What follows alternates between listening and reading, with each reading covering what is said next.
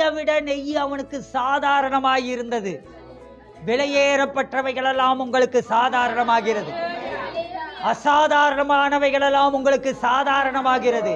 அப்போ கண்மலையில நீங்க தங்கி இருந்தா கண்மலையின் செழிப்பை நாம் அனுபவிக்க முடியும். என் பாதங்களை நான் நெய்யினால் கழுவினேன், கண்மலைகளில் இருந்து எனக்காக எண்ணெய் நதி போல் ஓடி வந்தது. அல்லேலூயா. கண்மலையாகிய கிறிஸ்துவிலிருந்து உங்களுக்கு ஆசீர்வாதங்கள் நதியாக ஓடி வருகிறது.